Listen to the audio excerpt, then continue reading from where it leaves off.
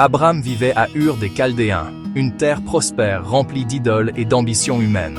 Mais au milieu du confort, Dieu parla. « Quitte ton pays, ton peuple et la maison de ton père pour la terre que je te montrerai. » Dieu n'a pas donné de carte à Abram, il lui a fait une promesse. « Je ferai de toi une grande nation, et toutes les familles de la terre seront bénies en toi. » La foi commence là où la certitude s'achève. Abram obéit, sans savoir où il allait. Abram a tout quitté ce qui lui était familier. Sa famille, sa sécurité, son identité. Il marchait vers une terre qu'il n'avait jamais vue, guidé seulement par la voix de Dieu.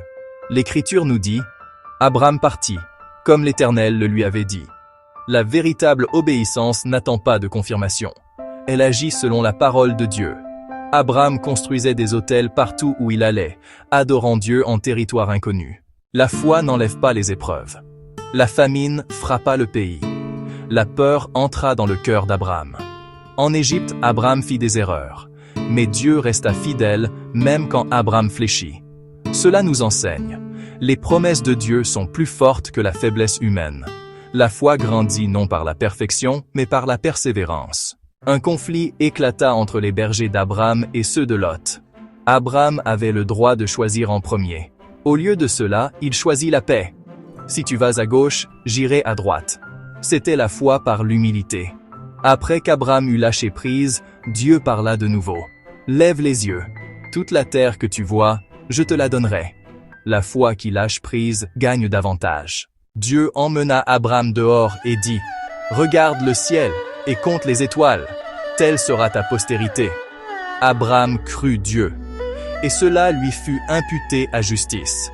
C'est le fondement de la foi biblique. La justice ne vint pas par les œuvres, mais par la croyance. Dieu scella lui-même son alliance avec Abram. Des années passèrent, la promesse semblait impossible. Abram essaya d'aider le plan de Dieu par l'effort humain. Ismaël naquit, mais la promesse de Dieu ne peut être précipitée. L'attente fait partie de l'obéissance. Dieu n'est jamais en retard, il est précis. Dieu apparut de nouveau. Tu ne t'appelleras plus Abram.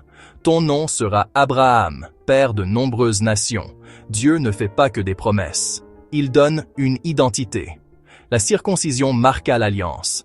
L'obéissance marqua la foi d'Abraham. Dieu éprouva Abraham. Prends ton fils, ton unique, celui que tu aimes, Isaac, et offre-le en sacrifice. Abraham obéit immédiatement. Sur la montagne, Abraham déclara, « Dieu pourvoira lui-même à l'agneau. » Au dernier moment, Dieu l'arrêta. Un bélier fut pourvu. Jéhovah Jireh. L'obéissance débloqua la révélation.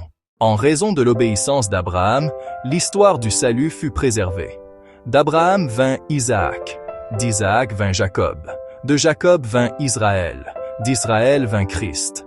La foi qui obéit laisse un héritage générationnel. Seigneur, enseigne-nous une foi comme celle d'Abraham, une foi qui obéit sans voir, une foi qui fait confiance sans comprendre, une foi qui lâche prise. Fais de nous les héritiers de ta promesse. Au nom de Jésus, Amen.